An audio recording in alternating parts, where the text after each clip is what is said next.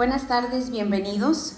La Secretaría General de Gobierno, licenciado Gerardo Vargas Landeros, el Sistema DIF-AOME, Unión Mundial de Organizaciones Femeninas Católicas, Asociación Mexicana para la Superación Integral de la Familia, Instituto Municipal de Arte y Cultura y el Centro de Innovación y Educación tienen el honor de presentar a la doctora Rosa Inés Floriano Carrera con la conferencia Cultura de Paz en el Ambiente Familiar. Bienvenidos todos. Nos acompaña la comisionada de la Secretaría General de Gobierno, licenciada Gabriela Rodríguez, quien dará la explicación de motivos. Adelante.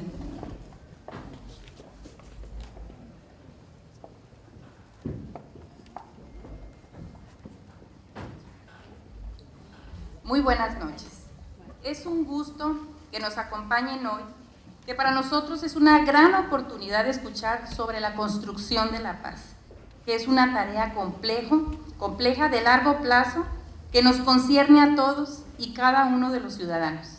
La Secretaría General de Gobierno, con el licenciado Gerardo Vargas Landeros, ha invitado a la doctora Rosa Inés Floriano para que con su experiencia en los procesos del caso Colombia, donde ha reunido a la sociedad civil, asociaciones organizadas, empresarios, instituciones públicas y privadas, nos comparta lecciones aprendidas y desafíos que arrojen ideas sobre lo que podemos hacer como sociedad mexicana en la tarea de transformar la actual realidad de violencia e inseguridad que estamos viviendo.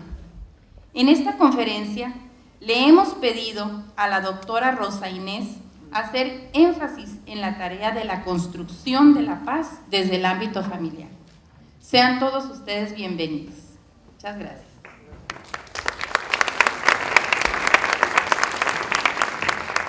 Muchísimas gracias, Gabriela.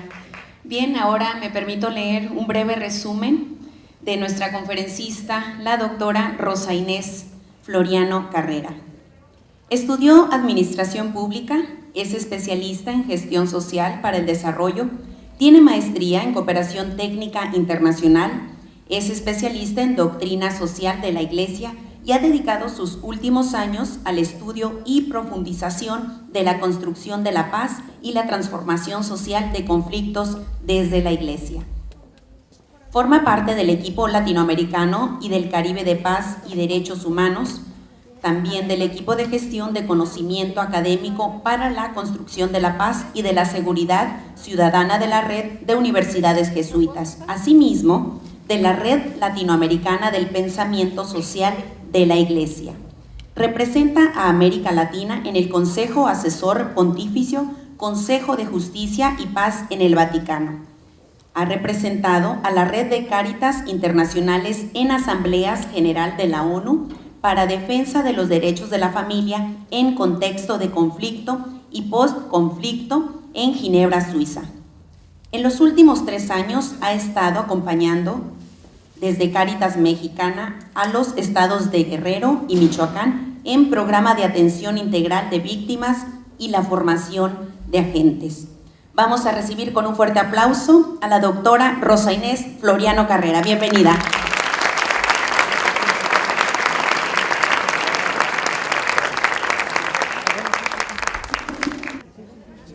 Bien, bueno, pero me da muchísimo gusto que haya tenido tan buena acogida la convocatoria. Eso significa que es un tema que a muchos en Los Mochis preocupa, inquieta. Y eso es, para mí, el rostro concreto de la esperanza. Pues no me voy a presentar más allá de todo lo que han dicho, pero yo lo que les vengo a compartir no es justamente todo lo aprendido en la academia ni en los empleos, sino realmente lo que me han enseñado muchas de las comunidades colombianas que han tenido que sacar fuerza para construir la paz en medio del fuego cruzado.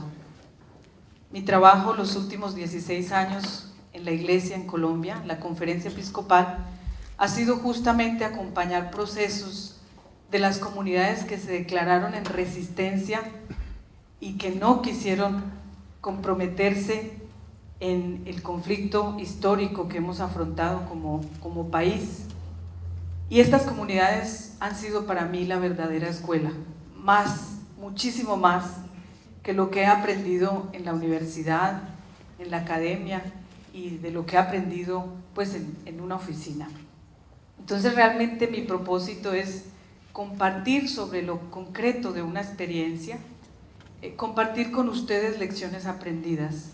Siempre digo lo mismo, la paz no tiene recetas, así que yo no vengo a compartir una receta puntual, sino más bien algunas lecciones aprendidas que seguramente a ustedes les van a dar muchas luces sobre cómo pueden emprender, cómo pueden fortalecer lo que ya están haciendo, porque yo sí veo signos esperanzadores en México frente a la construcción de la paz, aún cuando afrontan una crisis humanitaria realmente muy compleja. Como les decía, la construcción de la paz es un campo muy amplio y por eso es importante poner una lente desde donde ver la construcción de la paz para poder pues centrarse en algo y aterrizar un discurso que se puede quedar muy elevado. Y bueno, me dieron una pista interesante cuando me pidieron esta conferencia en particular, y es desde el ambiente familiar, desde el ámbito familiar, cómo empezar a construir la paz en México. Y eso, pues como punto de partida de un ciclo de distintos espacios que vamos a tener aquí en Los Mochis, me parece fundamental, me parece maravilloso. Así es que en este breve espacio lo que quiero es poner esa lente desde el ámbito familiar, cuál es el aporte que estamos llamados a hacer a la construcción de la paz de todo un país desde el ambiente familiar. Pero no me gusta empezar así como una conferencia distante y donde la profesora se para enfrente y simplemente habla y habla. También para mí es importante saber a quién le estoy hablando.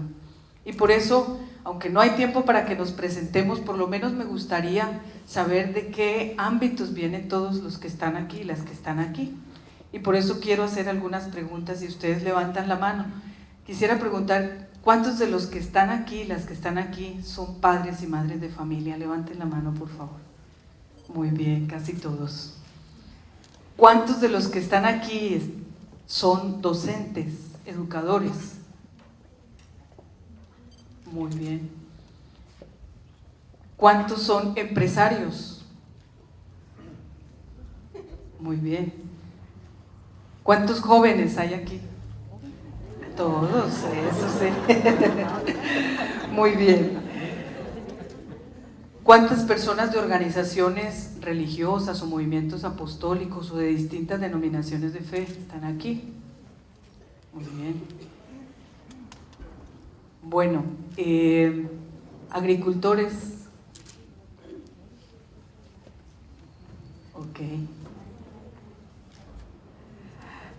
Amas de casa.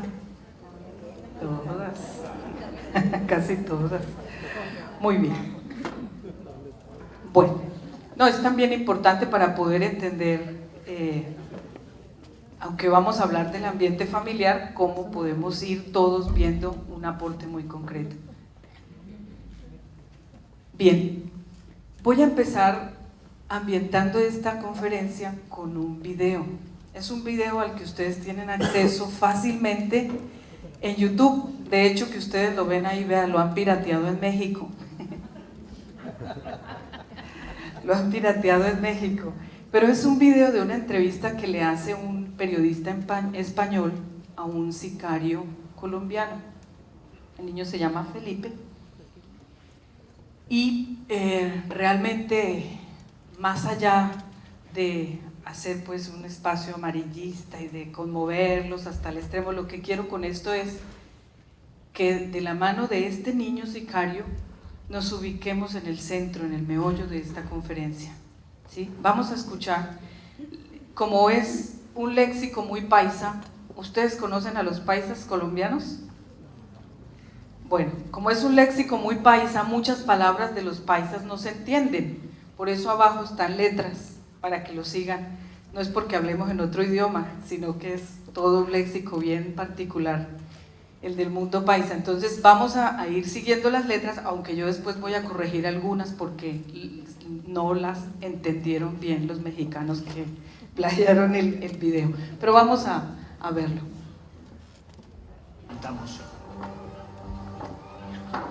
Felipe no tarda en llegar. ¿Quieres taparte? ¿No quieres taparte? Quiero que la mamá sepa. Ah, ¿quieres que tu mamá sepa?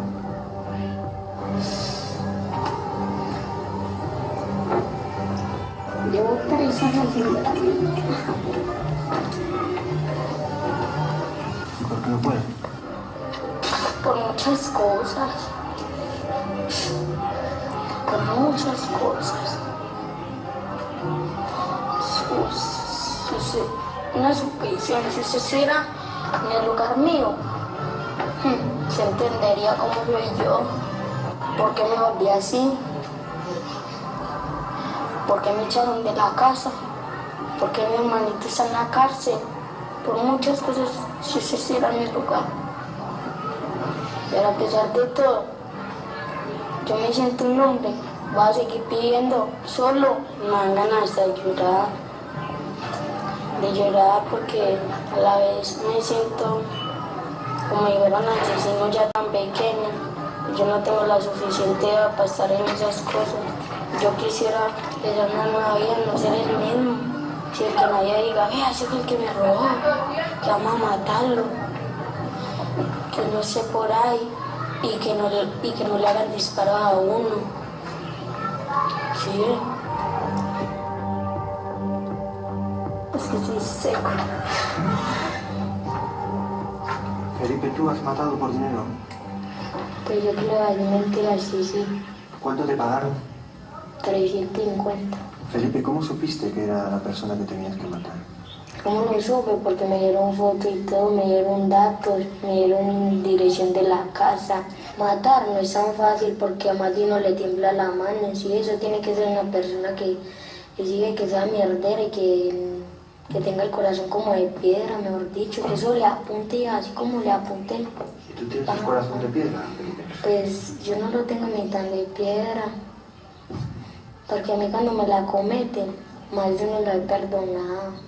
La droga lo lleva a un mal camino, porque si uno no tiene la droga, uno no se desespera, y hasta que no la consuma, uno no queda tranquilo, ¿sí ve? Hasta que uno no la consuma, uno no queda tranquilo. Y uno va decidido a todo, a robar, a matar, a lo que se venga. Me mataron una hermanita. Y por eso es que yo soy así más que todo, por el rencor. ¿Por qué le tienen que quitar la vida a ella? ¿Por qué no me la quitaron a mí si yo era el que veía las cosas?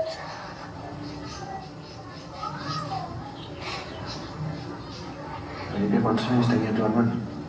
Estaba chiquitica, tenía 2 meses. 2 meses.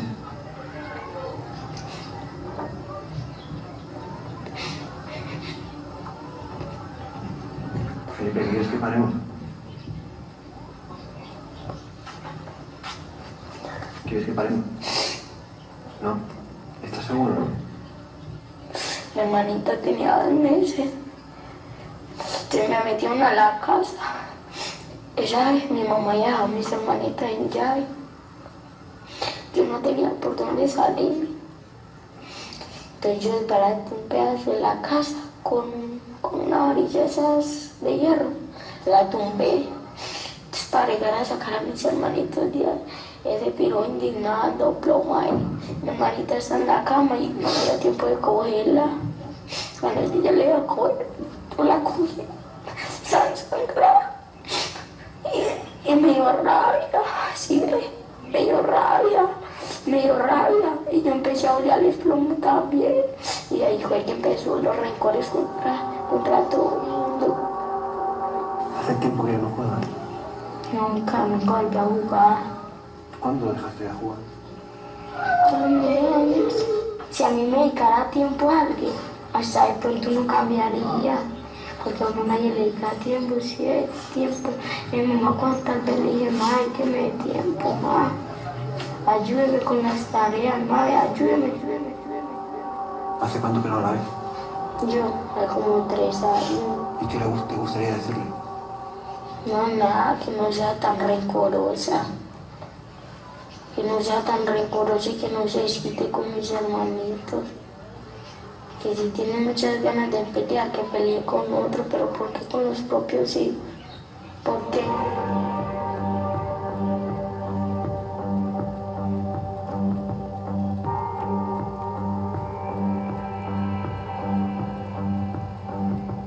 Salimos de casa de Tato en silencio. Un silencio que no admite interrupciones, solo preguntas calladas, incómodas. Esperábamos a un niño sicario, a un asesino sin sentimientos, y nos hemos encontrado con que ese asesino echa de menos a su mamá. Si usted estuviera en mi lugar, me ha dicho Felipe, entendería cómo soy.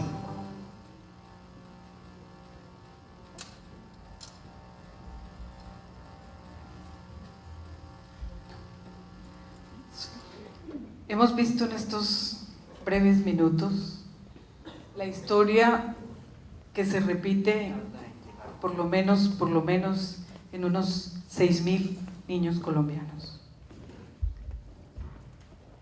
Que yo estoy segura que esa cifra, si no ya pasó por ahí, es la cifra que puede estar viviendo, por lo menos entre jóvenes adolescentes, México.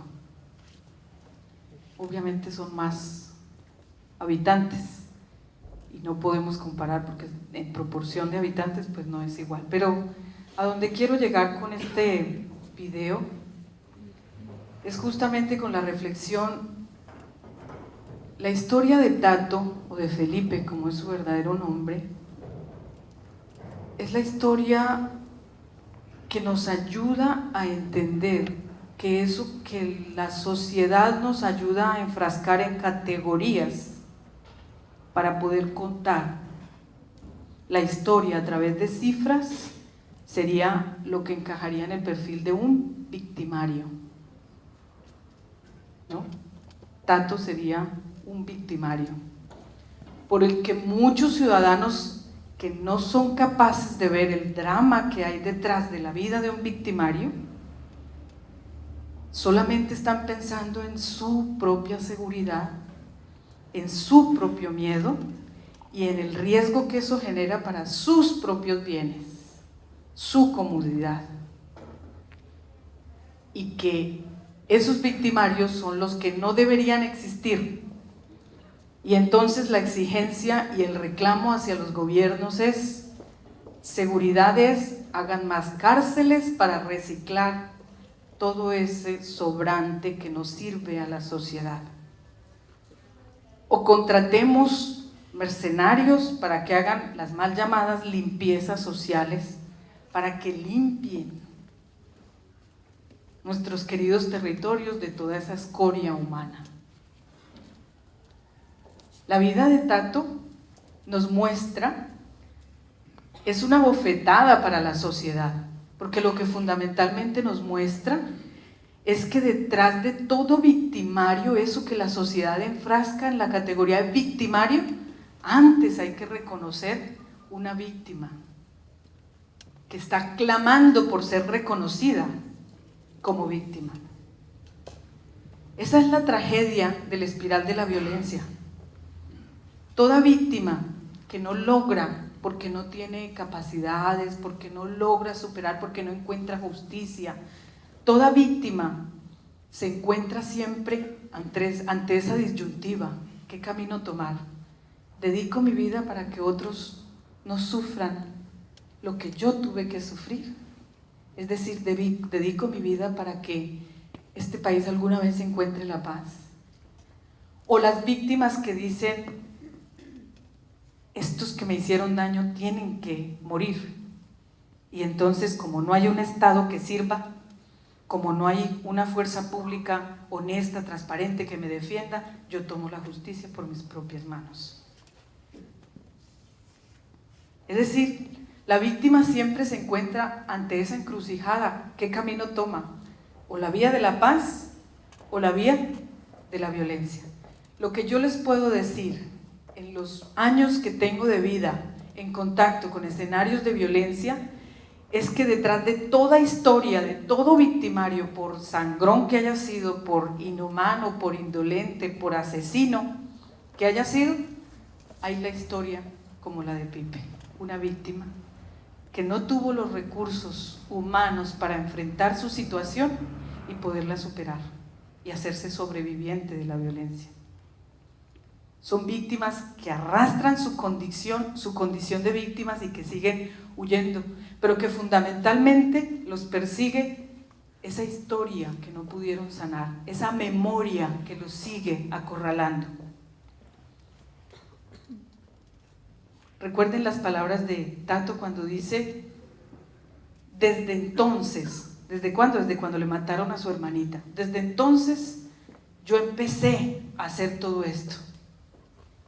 Desde entonces yo empecé con todo este rencor contra todo el mundo. Ya él no puede distinguir porque para él todo el mundo es una amenaza. Y ahora está entrampado en esa suerte, o matar o morir. ¿Qué es lo que hace la diferencia en que una persona que ha sido víctima de la violencia tome el camino de la paz, sea resiliente, se recupere, o tome el camino de la violencia? ¿Qué es lo que hace la diferencia?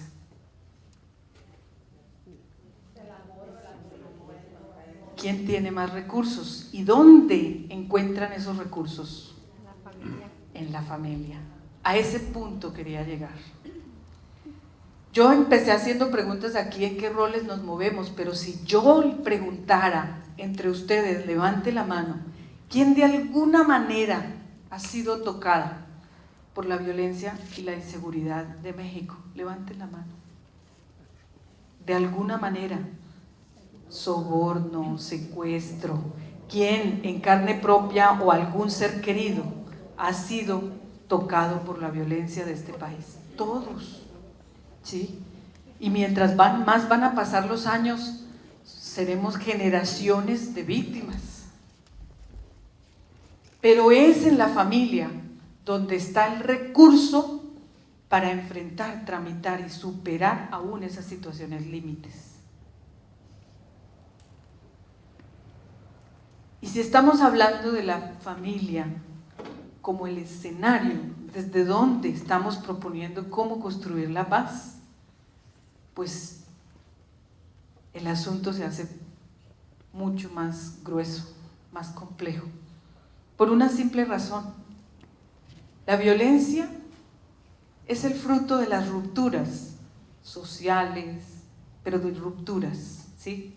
Es el producto de un conflicto, de una situación conflictiva, que se degrada a tal punto que se recurre a la violencia.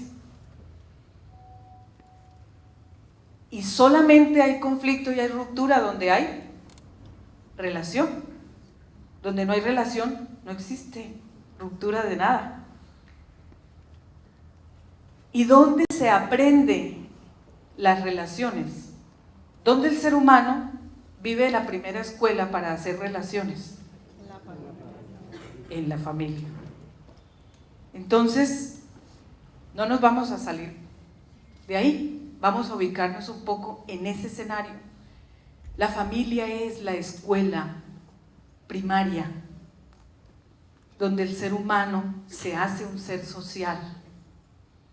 Eso de el ser humano es un ser social, pues lo siento, eso ya no es tanto una realidad, porque las familias hemos ido perdiendo poco a poco el horizonte y estamos haciendo seres humanos máquinas de colgarse títulos, de hacer dinero y de pasarla bueno, pero no de hacerse un ser social.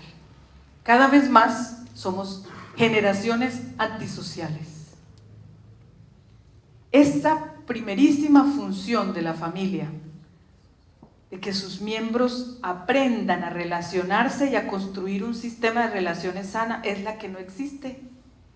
Y eso es lo que no le da recursos a seres humanos como Felipe y muchos otros para que puedan afrontar la vida, aún en condiciones de pobreza, aún en condiciones de limitaciones y de adversidad, pero con relaciones sanas. Eso es perfectamente posible. Y en ese punto es donde quería que nos ubicáramos un poco para decir, esta noche, por lo menos que nos vayamos conscientes de cómo hilar finito en este desafío de la construcción de la paz, en esta tarea. Como cada quien, miren, yo no voy a entrar en el debate de qué familia nos estamos refiriendo, porque si no, entonces empezamos en el debate de que si hoy las familias ya no son las monoparentales, las no sé qué, las ese cuántas, no me voy a enredar en eso. Cualquiera que sea el modelo de familia o el referente de familia que los seres humanos tenemos, ese lugar a donde volvemos siempre, ¿sí? Después de tener un contacto abierto con la sociedad, pero a donde nos recogemos para ser nosotros mismos, para vivir la intimidad, para ser lo que realmente somos y no donde tenemos que andar aparentando lo que no somos, ese lugar donde todos llamamos familia, allí como una escuela de construcción de paz. Allí es donde quiero que pensemos un poco qué significa concretamente en la cotidianidad empezar a forjar una cultura de paz.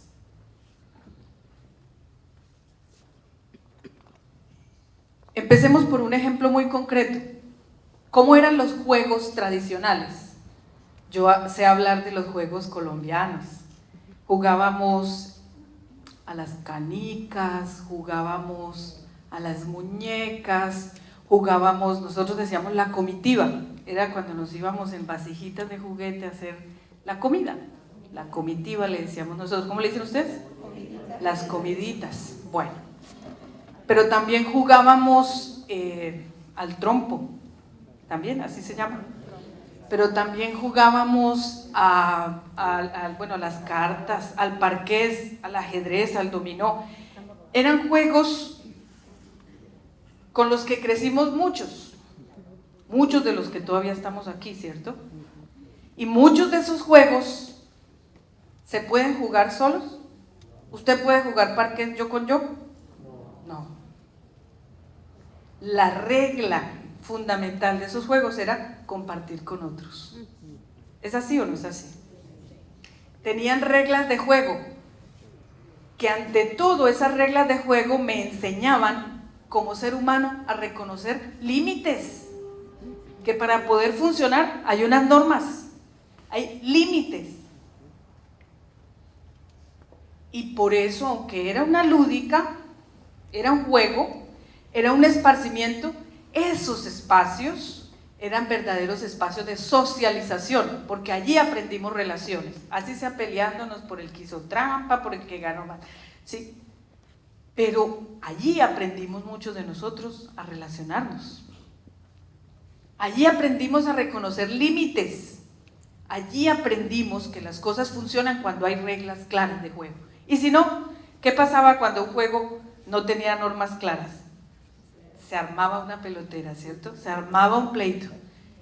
Sí, todo juego que no tenía reglas claras o que alguno de los jugadores empezaba a cambiar las reglas a su acomodo, eso terminaba en pelea, ¿cierto? Allí aprendimos que así es como toca funcionar. Vamos a este siglo, el desarrollo de la tecnología.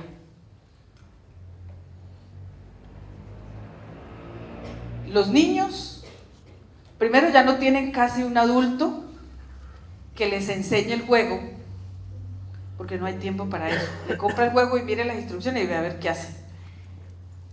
Ya no tiene un adulto al lado que le esté explicando. Además, así lo tenga, el niño es el que le tiene que enseñar a jugar el adulto, porque no sabemos cómo funcionan esos aparatos. Entonces los chinos pierden la paciencia rapidísimo.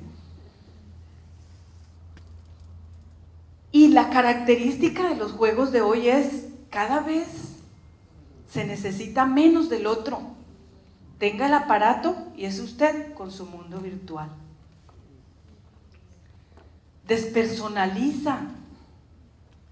Entra uno a las tiendas de los barrios, de las colonias, y encuentra a los niños jugando en las maquinitas. Y si bien le va a uno, se dieron cuenta que alguien entró, pero saludar, el mundo no existe, deja de existir.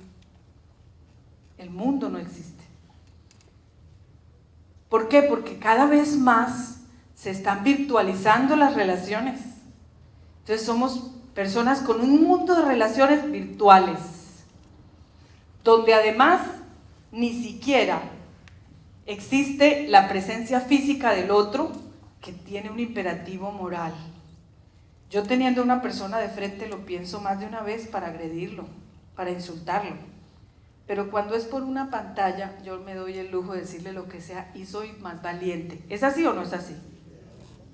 Eso es lo que ha traído también la virtualidad. Entonces la comprensión de la otredad, del otro, se está perdiendo, se está diluyendo. Y cada vez más, pues la persona es un mundo. Y mientras más autosuficiente sea, porque se puede valer con la ayuda de aparatos, no necesita del otro. Lo que estamos formándonos en estas nuevas generaciones, pues son personas con muchas dificultades para reconocer límites, reconocer normas y reconocer al otro. Y la importancia del otro y de hacer relaciones sanas.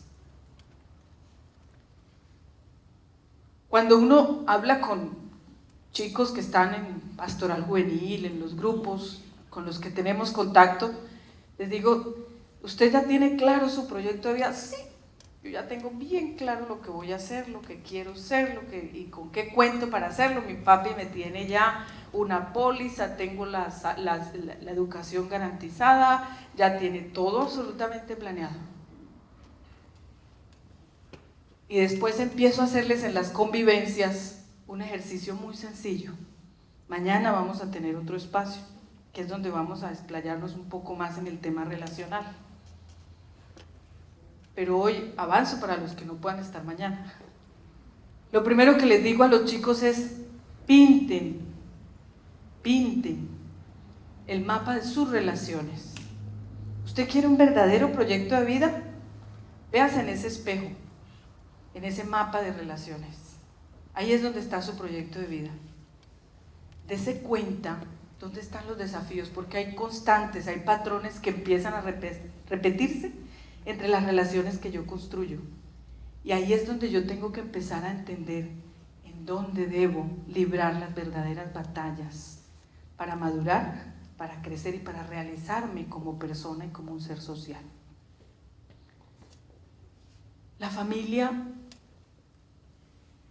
sin criticar el tipo de familia, pero hoy, atendiendo a estas exigencias de una sociedad absolutamente consumista, pues ha cambiado su rol y ya no es el espacio desde donde la persona aprende las relaciones, sino que es el espacio proveedor.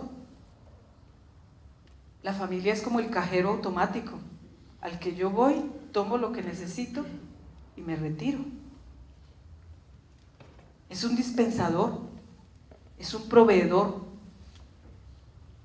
Y lo peligroso es que nos hemos aprendido muy bien un discurso de valores, que no está mandado a recoger, sigue muy vigente. Pero es que como estamos en un cambio de época, estamos haciendo crisis de sentido.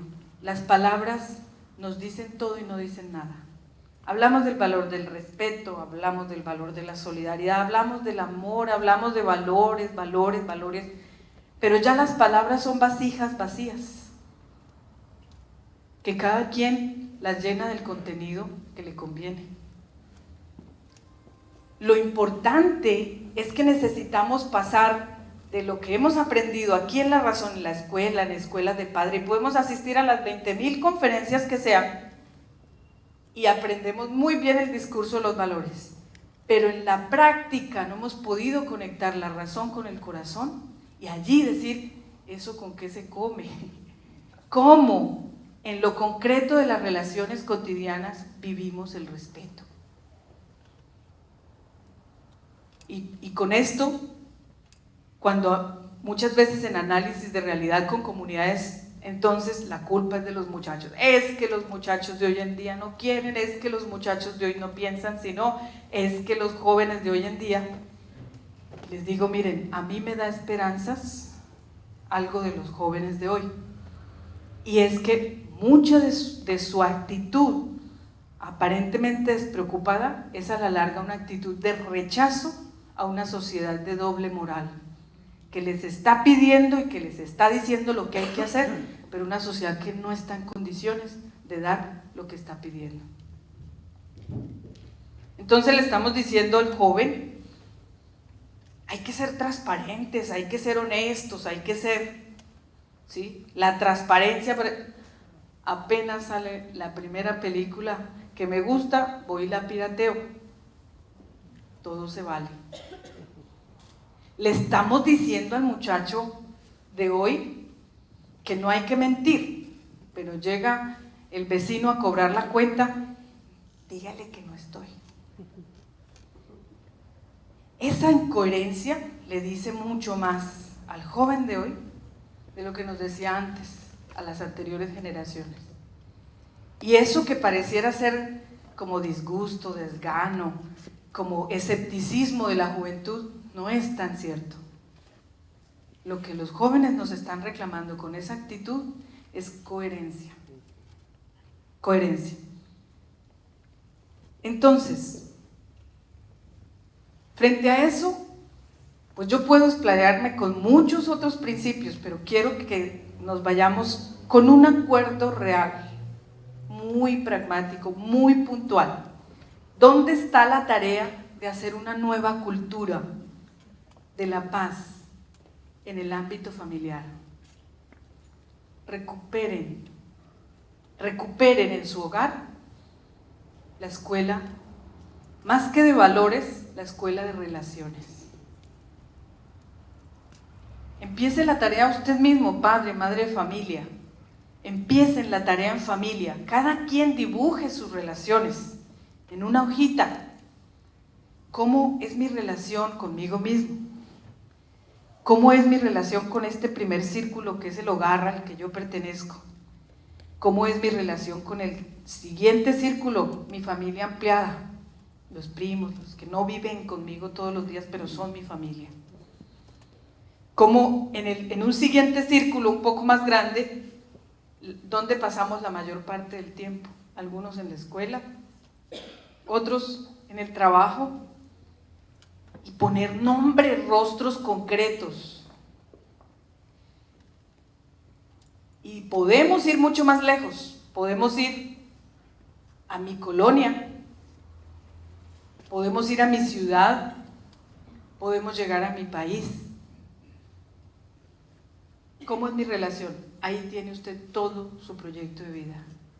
Y si nos acompañamos como comunidad a revisar ese modelo de relaciones, entonces nos damos cuenta de dónde hemos estado fallando todo este tiempo. La familia es una viva fotocopia del sistema que tanto nosotros cuestionamos. Y tenemos que empezar por reconocer eso. La familia es el vivo retrato del sistema que tanto criticamos. ¿No nos gusta el sistema político? Mire cómo se ejerce la autoridad en su familia. ¿No nos gusta el modelo económico? Mire cómo se vive la economía en su familia. Y nos damos cuenta cómo nosotros, desde ese círculo tan pequeño, reforzamos y perpetuamos. Y ahí es donde tenemos un desafío muy grande, porque resulta que nos hemos engañado mucho tiempo. Ustedes saben que cuando una persona está entrándole a un vicio, lo primero que padece es la negación. Y por eso la condición de todo tratamiento para empezarlo a superar es reconozca y póngale nombre a eso.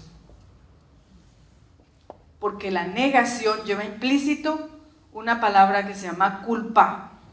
Encontrar a quién echarle la culpa. Sí, yo me tomo un que otro trago, pero es culpa de mis amigos o mi esposa que no me comprende. O empezamos a buscar a quién culpar, a quién señalar. Eso es algo que subyace de la negación. Nosotros en la familia tenemos que aprender a reconocer y a ponerle nombre. No le echemos la culpa solo a los gobiernos. Nada va a cambiar si seguimos en la actitud de buscar simplemente a quien echarle la culpa. No va a haber un cambio real. Por una simple razón. Porque mientras yo estoy culpando, significa que yo me veo por fuera de esa realidad. Yo no soy parte de eso.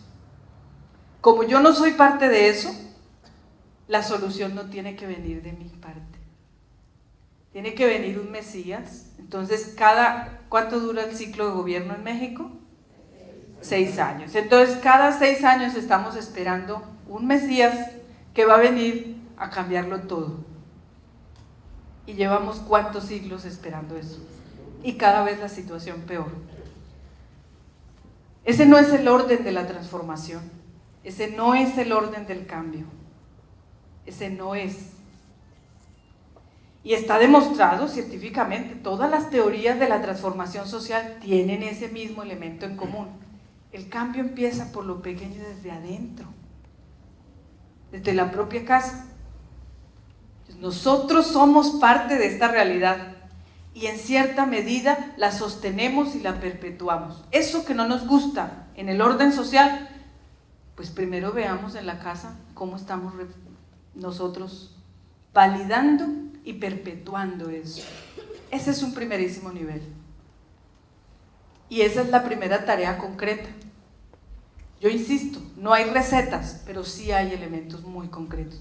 En Colombia, muchos de los problemas de violencia empezaron a mostrar un giro positivo cuando las generaciones de colombianos jóvenes fuimos asumiendo que aunque nosotros no elegimos la guerra, porque yo por ejemplo nací y cuando yo nací mi país ya estaba en guerra, yo no elegí a un país en guerra, yo no elegí dónde nacer y me tocó nacer en el territorio más conflictivo, en toda la frontera amazónica de Colombia, todo el sector que fue la retaguardia de las FARC por más de 30 años. Y yo tuve que nacer y crecer con el miedo. Se sentía un helicóptero o se oía cualquier ruidito y corra a meterse debajo de las camas. Yo no sabía lo que pasaba, no sabía de política, no sabía de guerrilla, pero sabía que eso era un factor para huir, porque había que protegerse. Ese no es el país que yo quería, pero ahí nací y ahí me tocó vivir. ¿Qué culpa tengo yo? Pero un día entendí, como muchos otros jóvenes colombianos, entendimos que si nosotros no quebrábamos esa espiral, no iban a cambiar las cosas. Y lo que nos tocó fue empezar a reconocer que nosotros, aunque no habíamos elegido esa realidad, empezamos a ser parte de ella. Y empezamos a incubar en nuestros patrones de relacionamiento y a validar la violencia. Aparecía un muerto en la calle, por algo le pasaría, quién sabe qué andaría metido. Yo ahí yo no estoy siendo violenta, pero estoy validando la violencia. Y la masacre de hoy desaparece la de ayer. Y ya deja de importarme lo que ocurrió ayer. Entonces, nos vamos dando cuenta que poco a poco se nos va metiendo como en los genes la violencia. Las vamos validando, las vamos aprendiendo. Y todo eso que nos mostró Felipe, el Tato, es una clara evidencia de cómo aprendemos la violencia. Estoy segura que Tato no era una mala persona. Estoy segura que Tato no eligió ser malo. Estoy segura que Tato tuvo que aprender a sobrevivir en un mundo violento. Y por esa razón, pues tenemos que hacernos la pregunta, entonces, ¿cuál es mi parte dentro de esta realidad? ¿Y cómo, siendo yo parte de esa realidad, asumo que yo también soy parte del cambio? ¿Cuándo va a empezar a cambiar esta historia? Cuando yo empiece a ser protagonista de una historia distinta. Ahí es donde realmente me da más esperanza.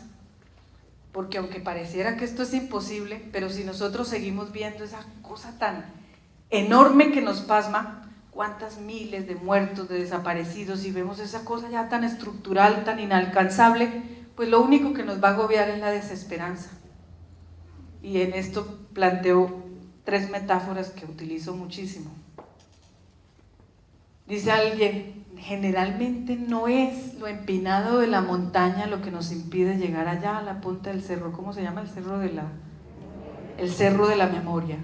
No es lo empinado lo que nos impide llegar allá. Muy a menudo son mis propias reumas o la piedrita que tengo entre el zapato la que me impide recorrer el camino para llegar al cerro de la memoria, a la cima. Si nosotros nos quedamos viendo el problema tan lejos de nosotros, pues siempre vamos a esperar que alguien lejos de nosotros venga a resolverlo. Pero si nosotros vemos la pequeña piedrita en nuestro propio zapato, entonces entendemos que la transformación también cuenta desde lo poco que yo puedo hacer. ¿En dónde? Allí donde Dios lo ha sembrado, mijito. En su casa, en su trabajo, en su escuela, en donde usted pasa el tiempo, allí es usted un agente de transformación. ¿Sí? En el ámbito de la paz no hay por qué ponernos a pelear quién lo hace mejor que quién. Vea, eso es otra lección aprendida del caso colombiano. Llegamos a hacer conflictos en nombre de la paz. ¿Y saben por qué? Porque en el nombre de la paz empezó a moverse recurso, dinero de la cooperación internacional para construir la paz en Colombia. Entonces, pues ante tanto desempleo, 15 varados hacían una organización no gubernamental y lo importante era que le pusieran el título de paz a todo lo que hacían y eso se vendía. Pero como había que competir por recursos, pues nos pusimos a pelear por quién tenía la mejor receta para que le entre más dinero. Y perdimos 2 décadas, 20 años maravillosos, perdimos por andar peleando en el nombre de la paz.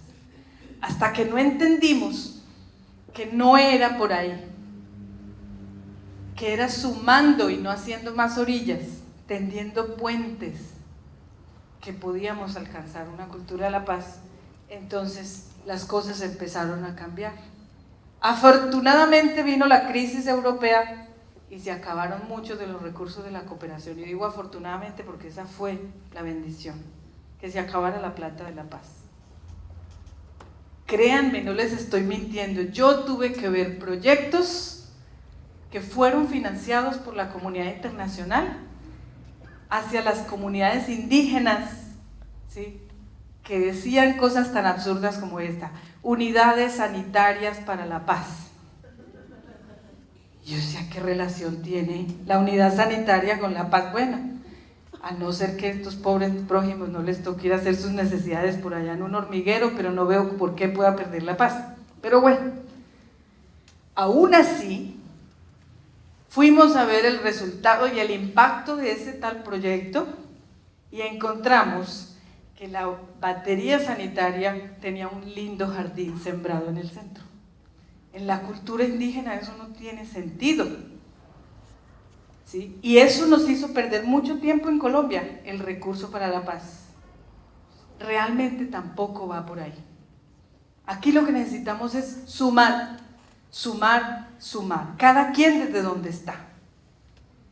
Y la familia, curiosamente, es un lugar a donde confluye todo lo que hacemos. Lo que hace la escuela, ¿a dónde tiene repercusión? En la familia. Lo que hace la iglesia, ¿a dónde tiene repercusión? En la familia. Todo lo que hacemos en la sociedad, querámoslo o no, tiene una repercusión en la familia. Sin embargo, la familia es la categoría olvidada de la sociedad y hoy por hoy casi la categoría vetada de la sociedad. No hablemos de eso. Entonces, cada quien mira a la familia repartida en cuadritos, con esto de la diferencialidad.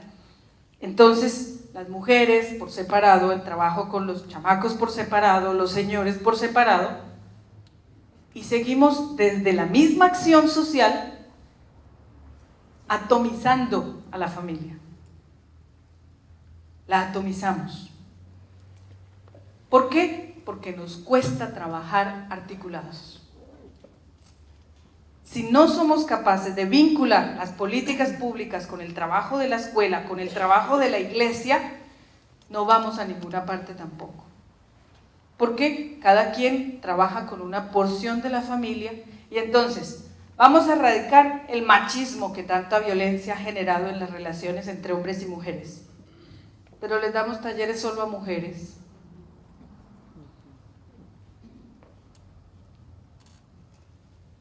No funciona. No funciona. Mucho de lo que emprendemos truena por nuestra incapacidad de trabajar con el otro. Y entonces ese es un desafío también. ¿Cómo somos capaces de tender puentes y articular los esfuerzos en nombre de la paz? Pero siempre con una mirada puesta en el ámbito familiar.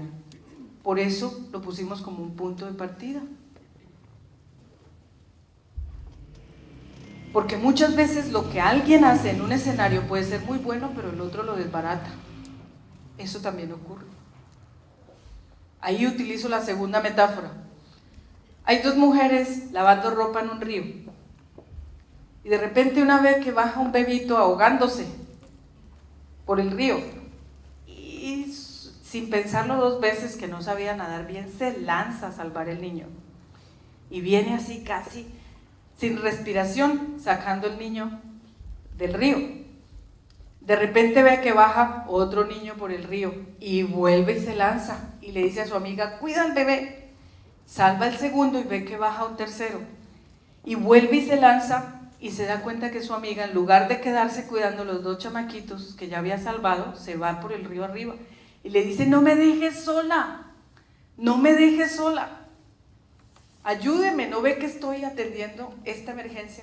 Y le dice esta otra mujer muy sabia, usted siga sacando niños, yo me voy a ir por el río arriba a ver quién los está botando para que los deje botar. ¿Cuál de las dos está actuando correctamente? Las dos. Porque mientras una se va a la causa estructural, la otra está atendiendo la emergencia. Así nos toca enfrentar estas complejidades como la de la violencia. Se necesita unos atendiendo la crisis, la violencia, lo que actualmente está moviéndose muy fuerte y haciéndonos mucho daño, y otros atendiendo las causas estructurales y transformando esas cosas de fondo. Todo el tema de valores, todo el tema de transformar relaciones en el largo plazo. Alguien tiene que atender urgente, pero alguien tiene que estar atendiendo lo de fondo. Ese es otro gran aprendizaje que hicimos. Ese es otro gran aprendizaje que hicimos. Y un último aprendizaje, con esto termino para que puedan ustedes hacer preguntas. Un último aprendizaje es, oiga, no todo tampoco se vale en el nombre de la paz. No todo. Es mejor complejizar en la reflexión y simplificar en la práctica. ¿Eso qué significa?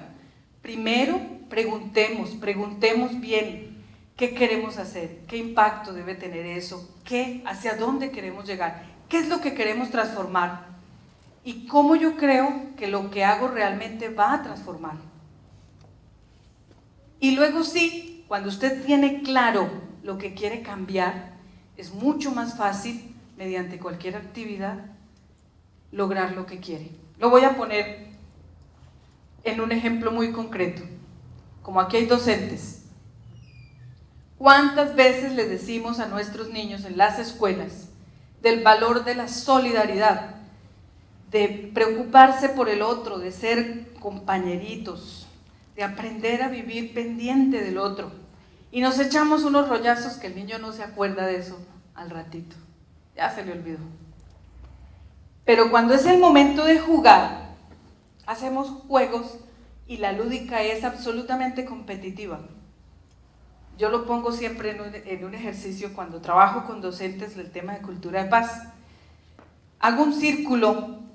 Ustedes han visto mucho una dinámica de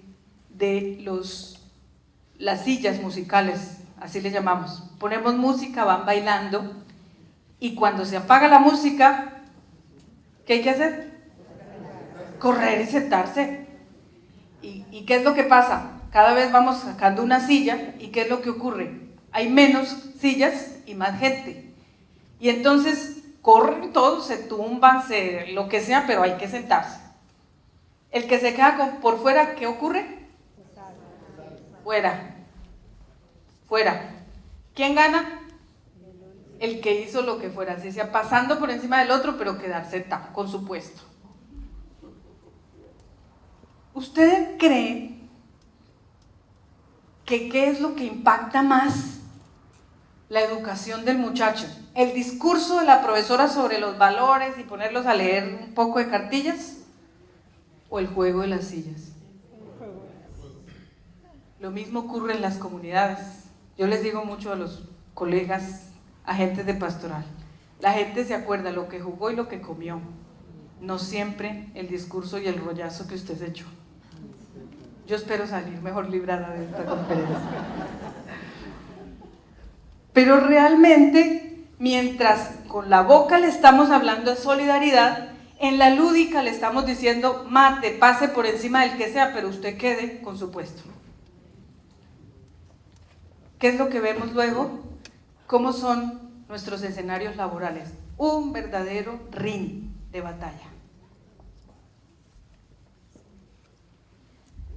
Lo que hoy necesitamos es volver a hacer sentido, recuperar la coherencia entre lo que decimos y lo que actuamos. Y eso también hay que trabajarlo, no solamente desde el ámbito familiar, sino para el ámbito familiar desde todos los demás escenarios también. Miren esas tres cosas. Coherencia, no todo se vale en nombre de la paz.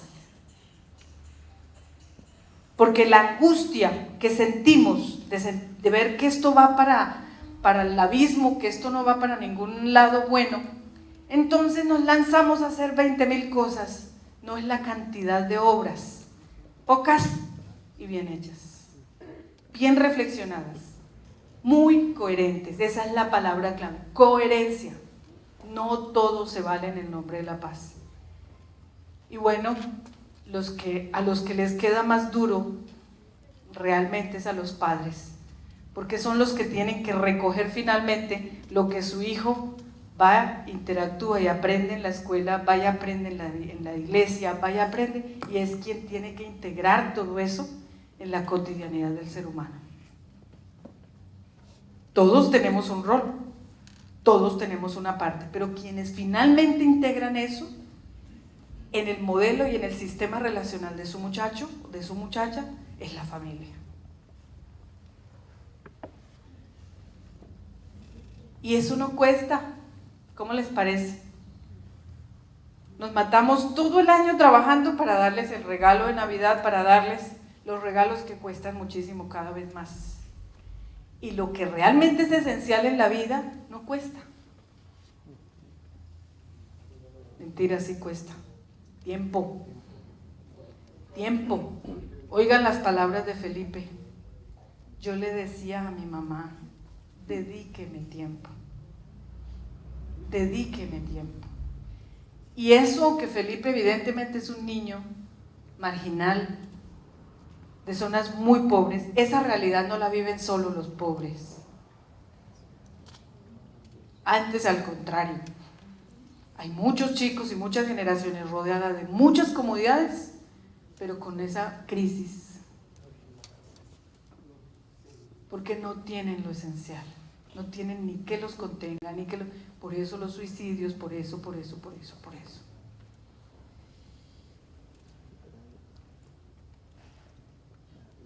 Yo quisiera parar aquí para que ustedes puedan hacer algunas preguntas en el tiempo, quedan minutos, pero al menos una o dos preguntas, el tiempo es así, siempre se va volando. Pero de estas 3, 4 ideas que les doy, si hay alguien que quisiera hacer una resonancia o una pregunta, me parece importante pues abrir el espacio. Por aquí. Bueno, hace muchos años aquí en Mochis estuvieron del Colegio de México psiquiatras, psicólogos,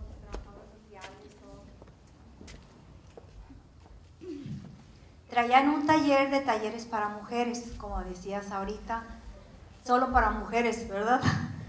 Pero tenía un fin muy grande, porque decían que la mujer es la que hace al hombre, es la que hace al hijo, a la hija, que teníamos que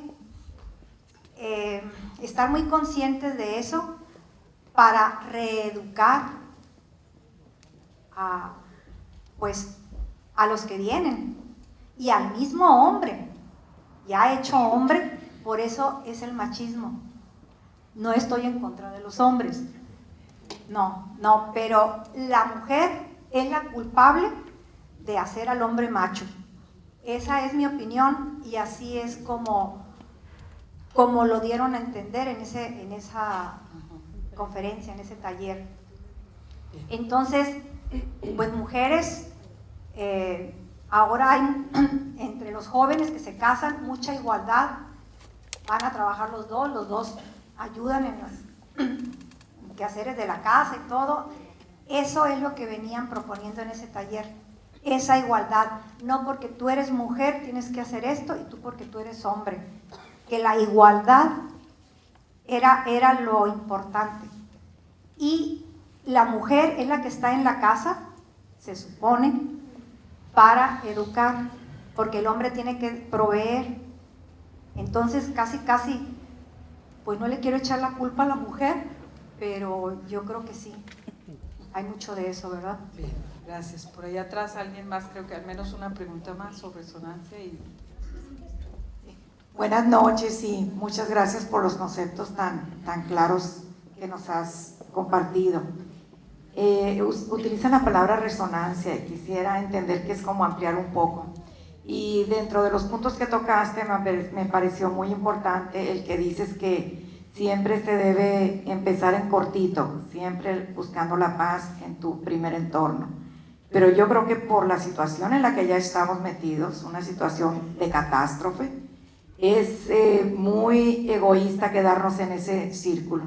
Sí quisiera, creo yo, y creo que la idea que querías transmitir, que quedara más claro, que es importante salirnos de ese cascarón que es nuestra familia, que en un momento dado puede ser bastante armoniosa, bastante agradable.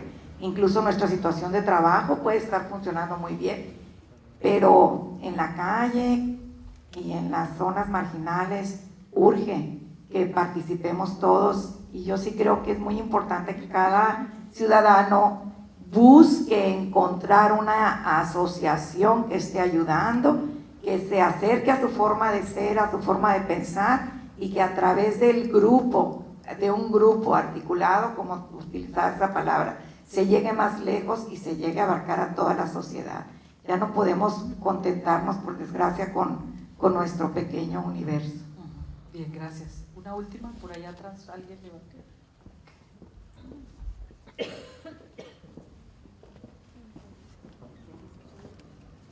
Sí.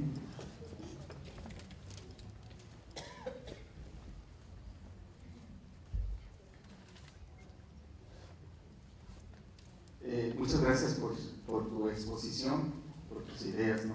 Sí.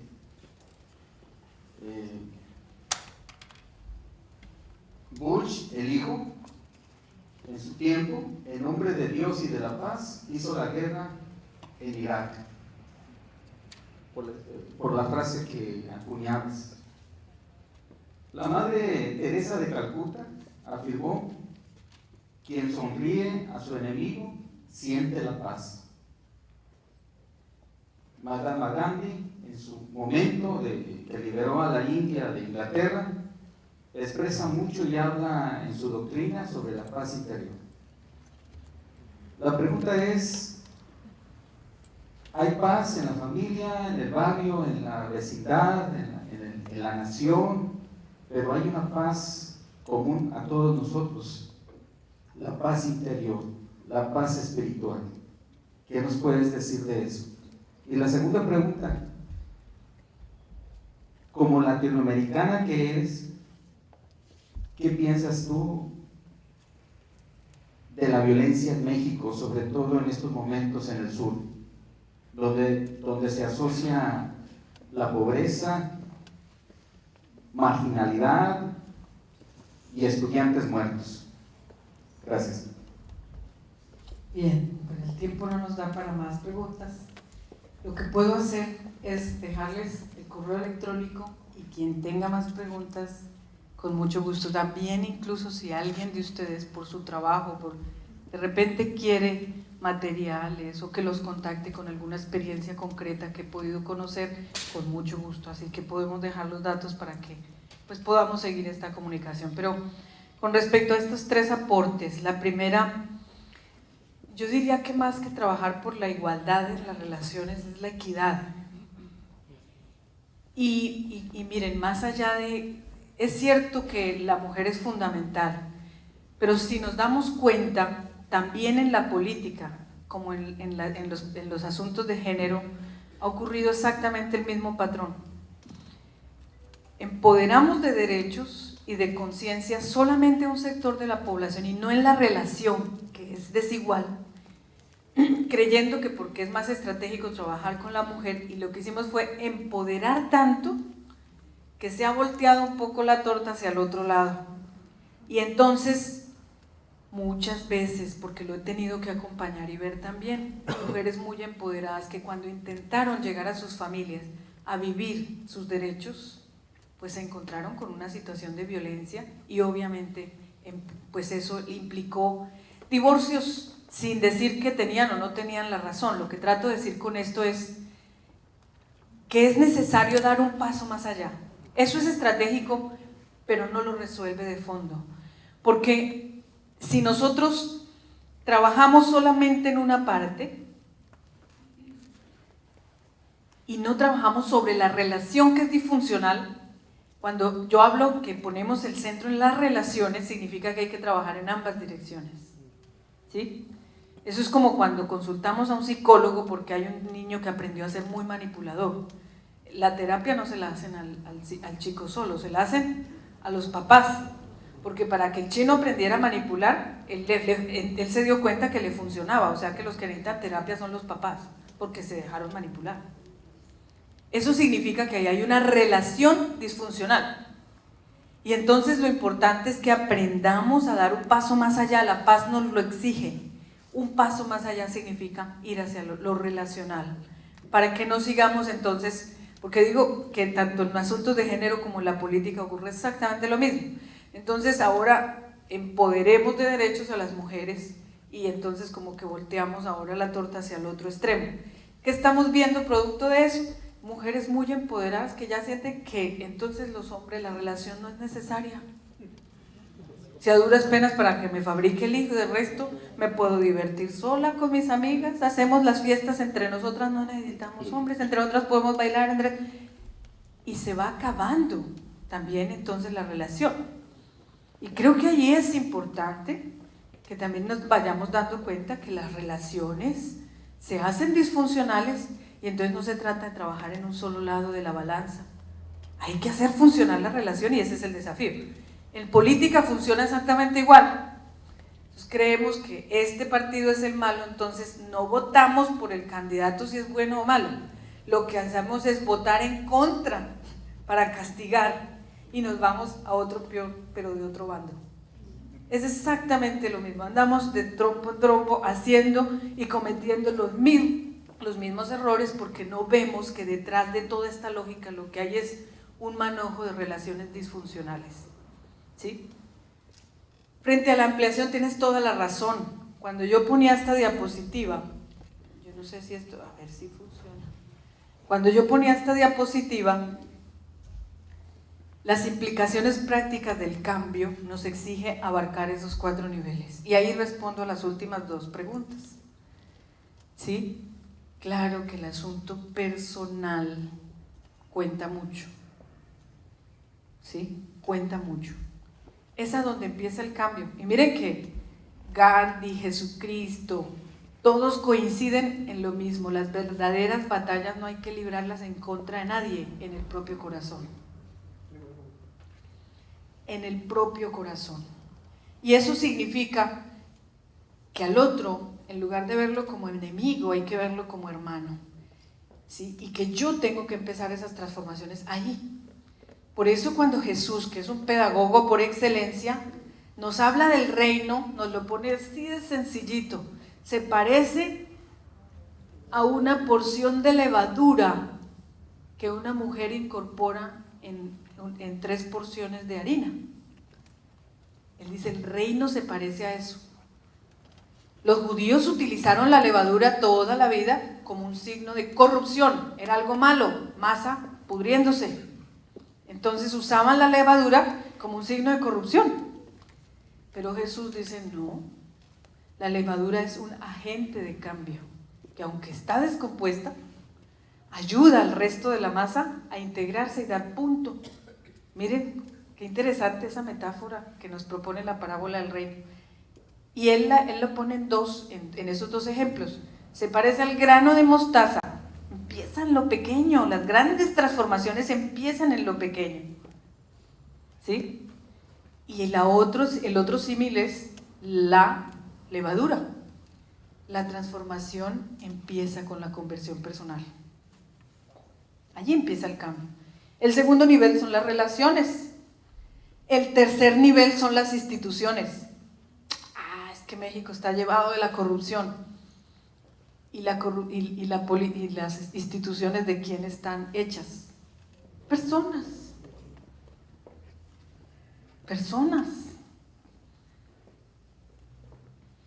Y luego los sistemas. ¿Y los sistemas quiénes los hacen? Personas. Y se vuelven modos de vida, pero finalmente son personas. Y lo curioso es que hoy por hoy la sociedad ha querido sacar a la persona del centro de todo, por eso nos deshumanizamos. El dinero nos gobierna porque el centro dejó de ser la persona, el centro del desarrollo. Ahora es la ganancia, ese es el centro de todo, la ganancia. Y por eso se deshumanizó la economía y nos vale 5 que otros estén muriendo de hambre mientras yo tenga. ¿Sí? Sacamos del centro a la persona. La política se echó a perder cuando dejó de ser para el servicio de la persona. Sacaron del centro a la persona. Entonces la transformación es real cuando logra abarcar todos esos niveles.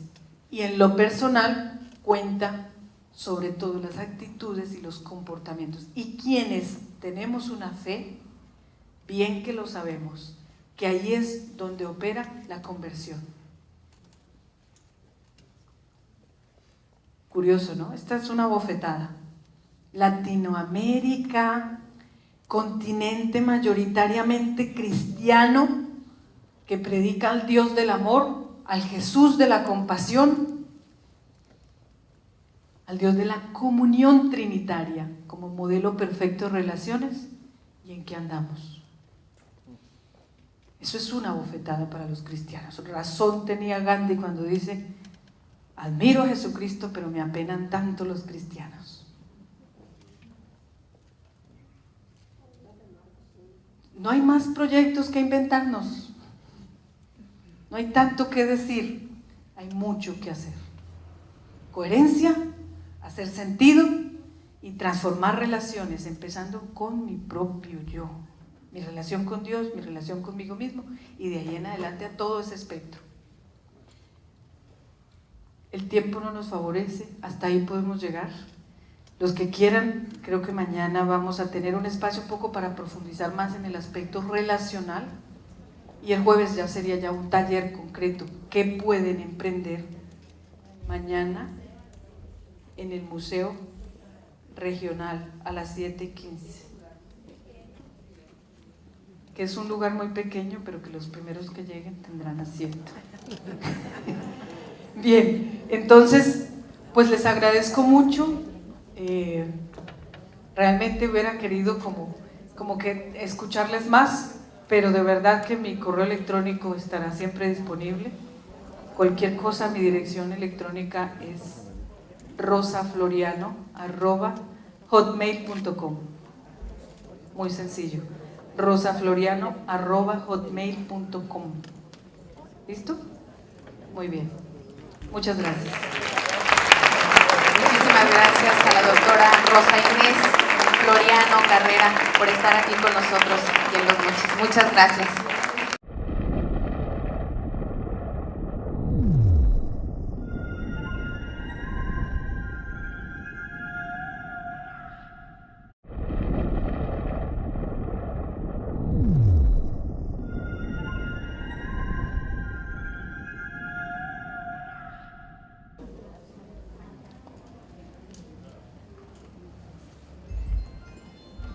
Buenas tardes, bienvenidos.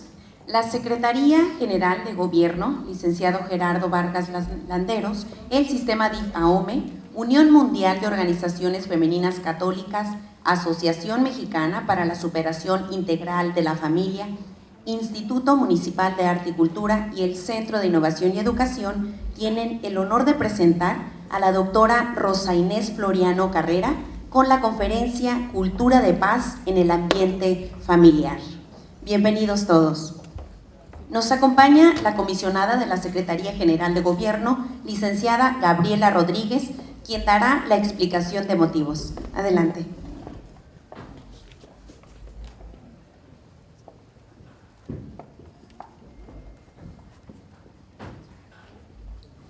Muy buenas noches. Es un gusto que nos acompañen hoy, que para nosotros es una gran oportunidad de escuchar sobre la construcción de la paz, que es una tarea compleja de largo plazo, que nos concierne a todos y cada uno de los ciudadanos. La Secretaría General de Gobierno, con el licenciado Gerardo Vargas Landeros, ha invitado a la doctora Rosa Inés Floriano para que con su experiencia en los procesos del caso Colombia, donde ha reunido a la sociedad civil, asociaciones organizadas, empresarios, instituciones públicas y privadas, nos comparta lecciones aprendidas y desafíos que arrojen ideas sobre lo que podemos hacer como sociedad mexicana en la tarea de transformar la actual realidad de violencia e inseguridad que estamos viviendo.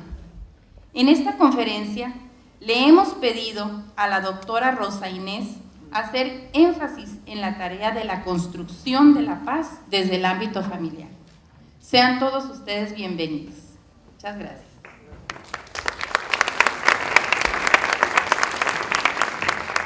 Muchísimas gracias, Gabriela. Bien, ahora me permito leer un breve resumen de nuestra conferencista, la doctora Rosa Inés Floriano Carrera. Estudió Administración Pública, es especialista en Gestión Social para el Desarrollo, tiene maestría en Cooperación Técnica Internacional, es especialista en Doctrina Social de la Iglesia y ha dedicado sus últimos años al estudio y profundización de la construcción de la paz y la transformación social de conflictos desde la Iglesia. Forma parte del equipo latinoamericano y del Caribe de Paz y Derechos Humanos, también del equipo de gestión de conocimiento académico para la construcción de la paz y de la seguridad ciudadana de la Red de Universidades Jesuitas, asimismo de la Red Latinoamericana del Pensamiento Social de la Iglesia. Representa a América Latina en el Consejo Asesor Pontificio, Consejo de Justicia y Paz en el Vaticano. Ha representado a la Red de Cáritas Internacionales en Asambleas General de la ONU para defensa de los derechos de la familia en contexto de conflicto y post-conflicto en Ginebra, Suiza. En los últimos 3 años ha estado acompañando desde Cáritas Mexicana a los estados de Guerrero y Michoacán en programa de atención integral de víctimas y la formación de agentes. Vamos a recibir con un fuerte aplauso a la doctora Rosa Inés Floriano Carrera. Bienvenida.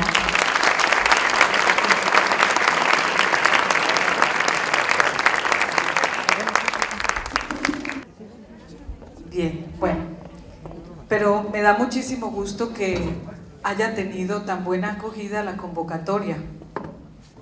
Eso significa que es un tema que a muchos en Los Mochis preocupa, inquieta. Y eso es, para mí, el rostro concreto de la esperanza. Pues no me voy a presentar más allá de todo lo que han dicho, pero yo lo que les vengo a compartir no es justamente todo lo aprendido en la academia ni en los empleos, sino realmente lo que me han enseñado muchas de las comunidades colombianas que han tenido que sacar fuerza para construir la paz en medio del fuego cruzado. Mi trabajo los últimos 16 años en la iglesia en Colombia, la conferencia episcopal, ha sido justamente acompañar procesos de las comunidades que se declararon en resistencia y que no quisieron comprometerse en el conflicto histórico que hemos afrontado como país. Y estas comunidades han sido para mí la verdadera escuela, muchísimo más que lo que he aprendido en la universidad, en la academia y de lo que he aprendido pues en una oficina. Entonces realmente mi propósito es compartir sobre lo concreto de una experiencia, compartir con ustedes lecciones aprendidas.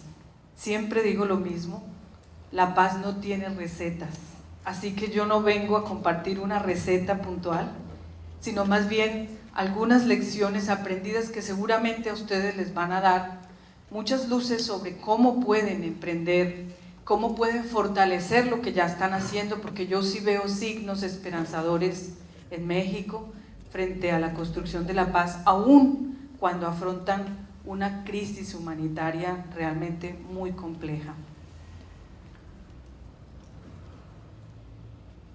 Como les decía, la construcción de la paz es un campo muy amplio y por eso es importante poner una lente desde donde ver la construcción de la paz para poder pues centrarse en algo y aterrizar un discurso que se puede quedar muy elevado.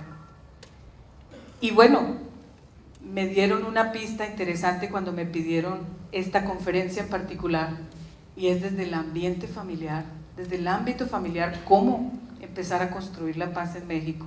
Y eso, pues como punto de partida de un ciclo de distintos espacios que vamos a tener aquí en Los Mochis, me parece fundamental, me parece maravilloso.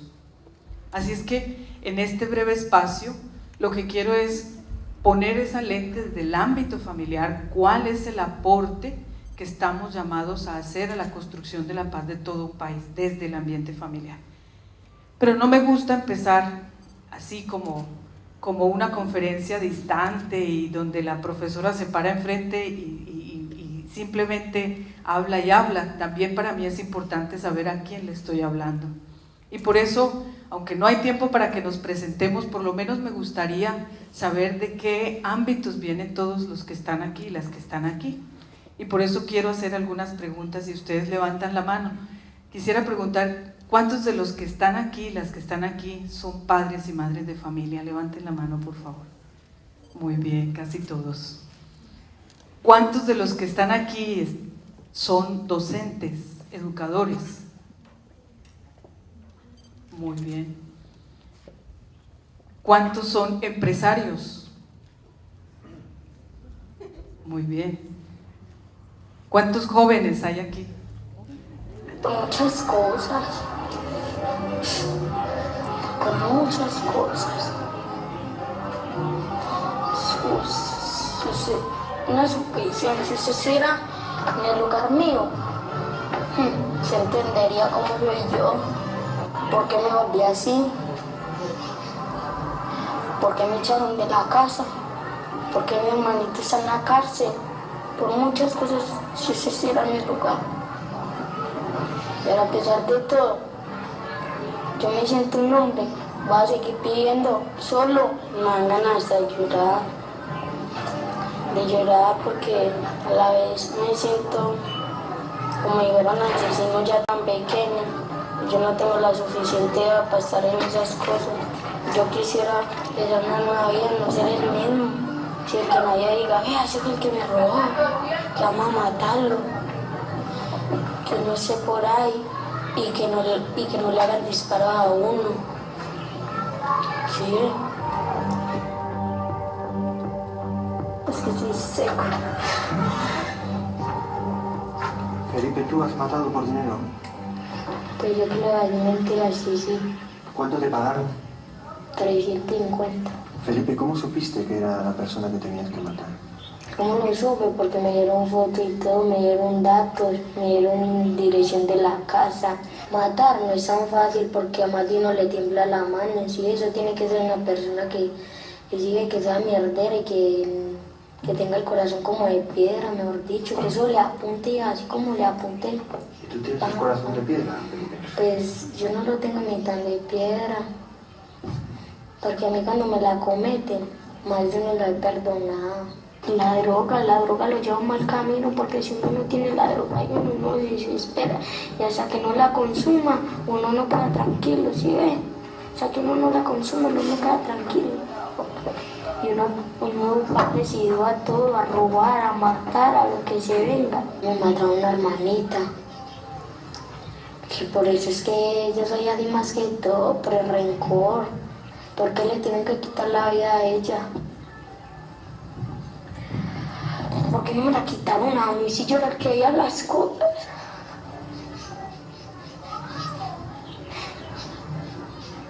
Felipe, ¿cuántos años tenía tu hermano?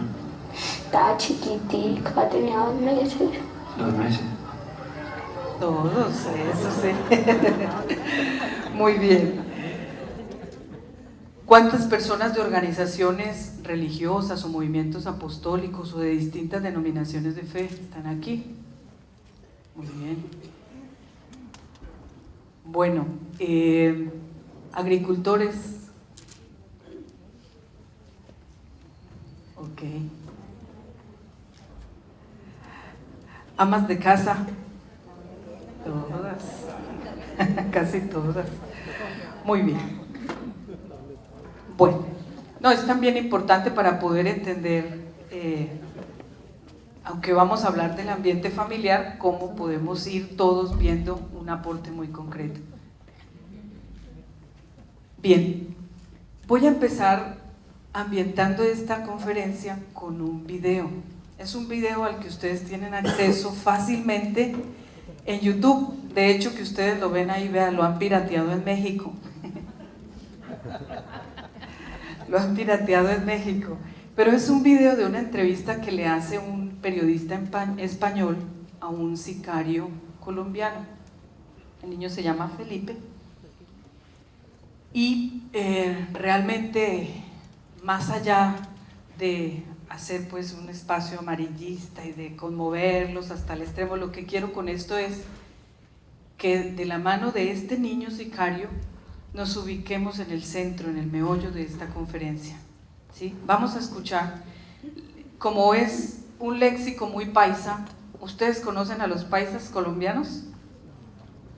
Bueno, como es un léxico muy paisa, muchas palabras de los paisas no se entienden, por eso abajo están letras, para que lo sigan. No es porque hablemos en otro idioma, sino que es todo un léxico bien particular, el del mundo paisa. Entonces vamos a ir siguiendo las letras, aunque yo después voy a corregir algunas porque no las entendieron bien los mexicanos que plagiaron el video. Pero vamos a verlo. Estamos. Felipe no tarda en llegar. ¿Qué quieres taparte? ¿No quieres taparte? Quiero que la mamá sepa. Ah, ¿quieres que tu mamá sepa?